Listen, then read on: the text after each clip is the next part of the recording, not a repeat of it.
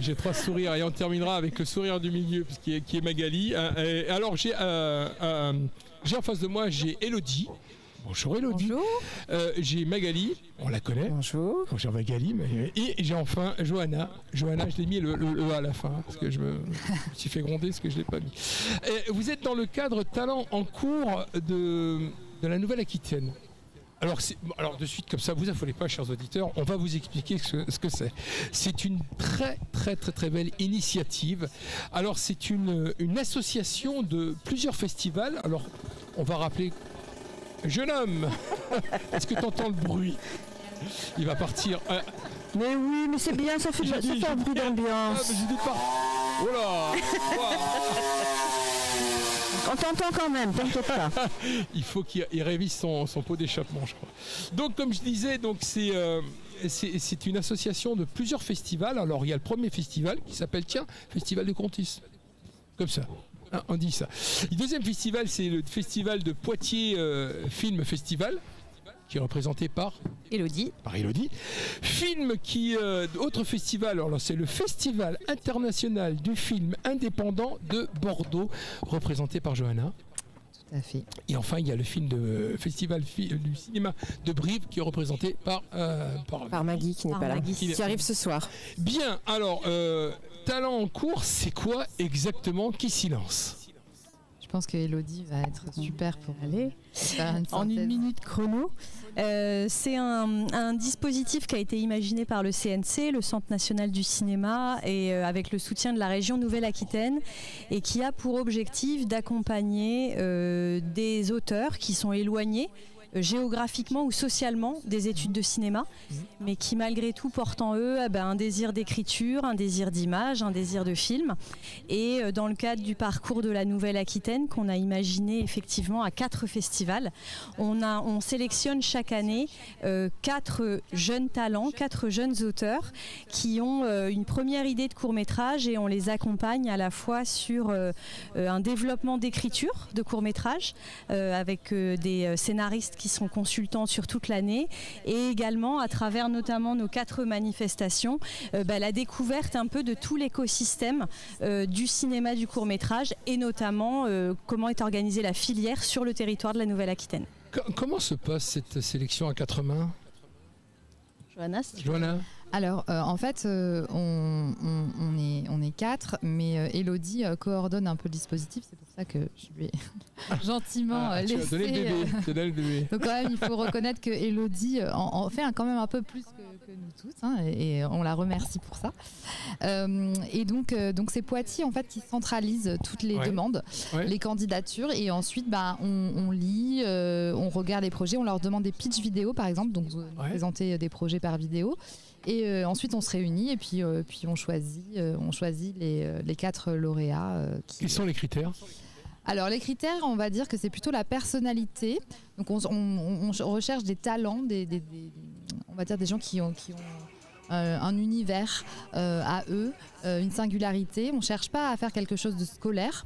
On n'est pas une école de cinéma, et donc du coup on cherche plutôt des personnalités. Des gens qui ont des choses à raconter, des gens qui ont des parcours de vie un peu singuliers, et voilà, c'est ce qui nous intéresse. L'univers artistique. Il y a combien de retenues? 4. 4 personnes. Oui. 4 personnes. Alors, une fois qu'on est retenu dans votre association, je sais pas, on peut appeler ça une association. Dispositif. Alors, ça consiste. Allez, moi, vous m'avez retenu. Après, je fais quoi?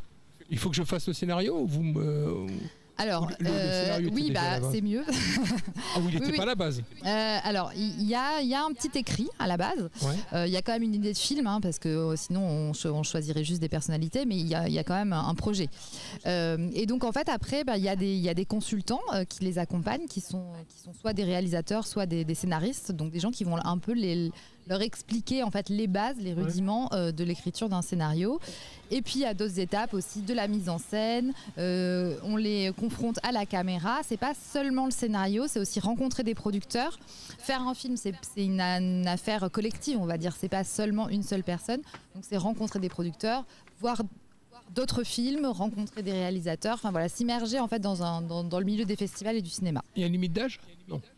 Non, il n'y a pas de limite d'âge. C'est illégal. Ouais, c'est totalement illégal. Et non, mais par contre, il faut qu'il soit résident en Nouvelle-Aquitaine. Ok, d'accord. Okay. Et pour compléter ce que dit Johanna, le fait aussi d'être une association de 4 festivals, c'est qu'on essaye vraiment de penser l'année qu'on passe avec eux en étapes de travail, puisque les 4 se retrouvent plusieurs jours sur chacun des festivals que vous avez cités, et c'est de faire un bilan et de passer à l'étape suivante. Et à l'heure actuelle, on en est où alors?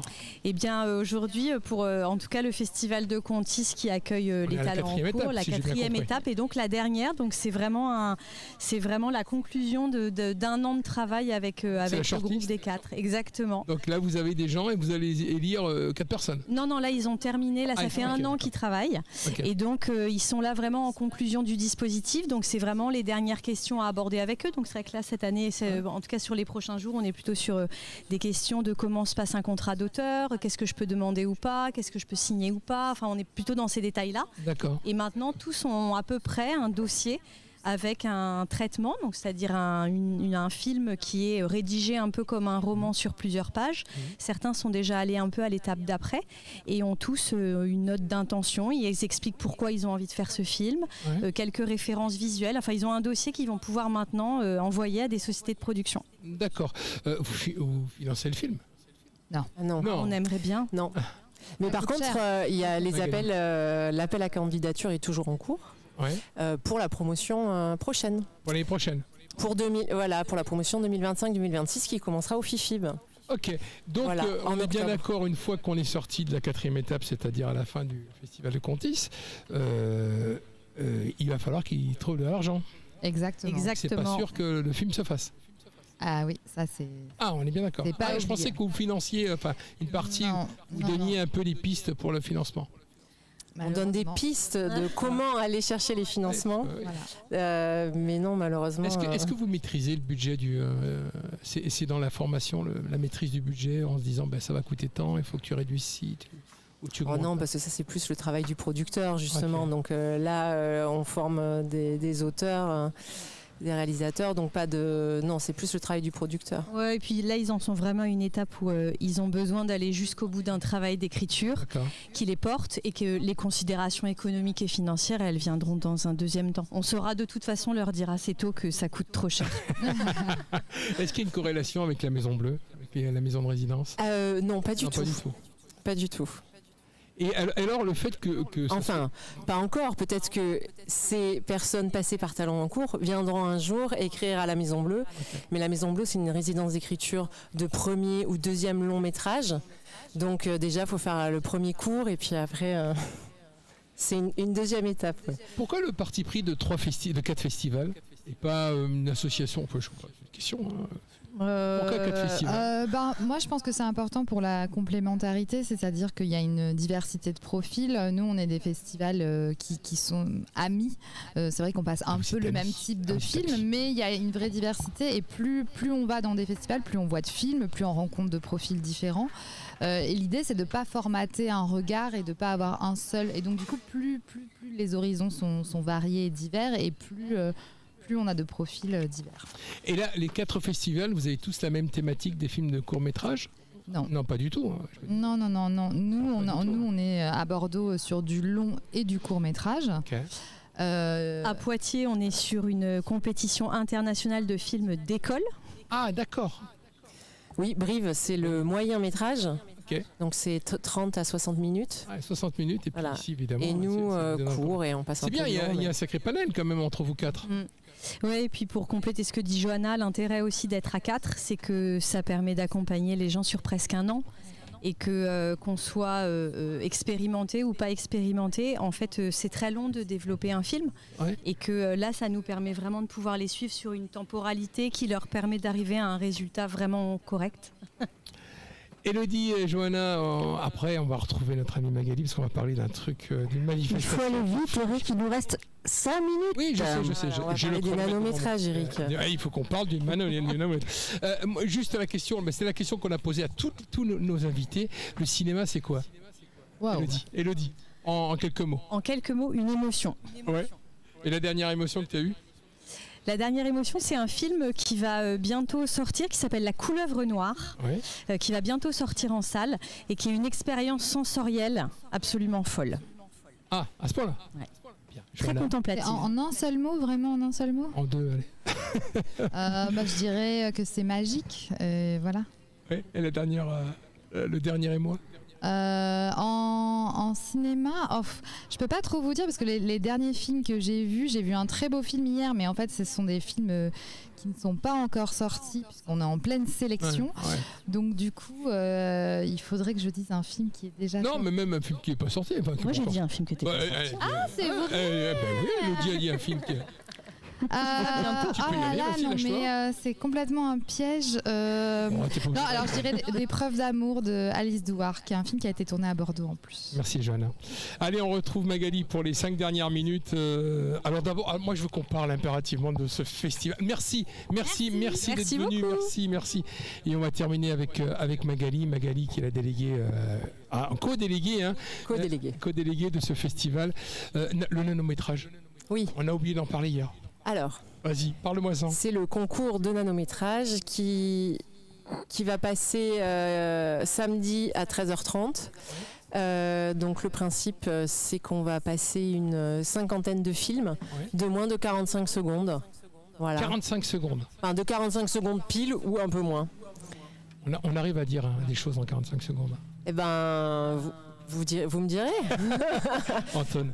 Et justement, comment on raconte une véritable histoire en juste 45 secondes? C'est très court. Alors, je pense pas qu'on raconte...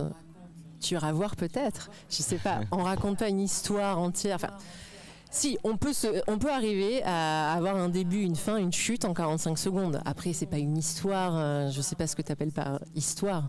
Mais en tout cas, nous, sur les nanométrages, tout est possible. En fait, c'est un format qui permet plein de choses. On peut être dans de la contemplation, de la poésie, on peut faire des choses en animation et on peut, avoir une toute petite fiction de 45 secondes où il y a un début, une chute, enfin un milieu, une fin. Donc on est bien d'accord, il va y avoir un festival, une manifestation, il y aura un jury. C'est un concours. Ça fait partie. On a 3 compétitions dans le festival, la compétition européenne, la compétition Nouvelle-Aquitaine et notre concours de nanométrage. D'accord. Donc ça fait partie. Et donc il y aura un prix, il y a un jury. Bien. Dont l'un des membres du jury est juste derrière moi. Il est juste derrière, mais viens, mets-toi là. Allez, voilà. C'est de l'impro totale. On est sur Côte Sud FM et c'est de l'impro totale. C'est Simon Grasse, qui est réalisateur, scénariste, photographe et aussi le photographe officiel du festival. Bonjour. Comment se prépare-t-on pour un festival, enfin une manifestation comme celle-ci? Dans l'ensemble ou juste les nanométrages? Les nanométrages. Je sais pas, j'ai déjà participé 2 fois en tant que réalisateur au concours. Donc tu as fait déjà un film en 45 secondes. Oui, c'est pour ça je pense qu'ils m'ont proposé de participer. Et donc j'avais remporté le prix en 2021 avec justement quelque chose un peu poétique et contemplatif. Et j'avais fait une espèce de petite autofiction en mode comédie l'année dernière qui n'a pas remporté le prix et qui a fait rire la salle, donc c'est pendant 45 secondes. 45 secondes. Bien. Donc là tu vas. Qu'est-ce que tu vas mettre de toi dans ce justement, je pense que par rapport à d'autres jurys précédents, je suis plus sensible à ce qui va être esthétique, expérimental. Ouais. Je trouve que c'est une forme qui s'y prête bien et souvent c'est des films qui sont pas récompensés parce que c'est parfois un peu obtus. Oui. Un peu difficile, donc peut-être ça va peser. En même temps, vu que je n'ai aucune idée de ce qu'il va y avoir, c'est très varié. Voilà. Droit devant. Merci beaucoup pour ta réponse. Eh bien, c'est avec ça que se termine notre émission. Merci Magali de nous avoir reçus. Merci Eric. Merci de nous avoir reçus. Présence. Longue vie à ce beau festival. On se donne rendez-vous l'année prochaine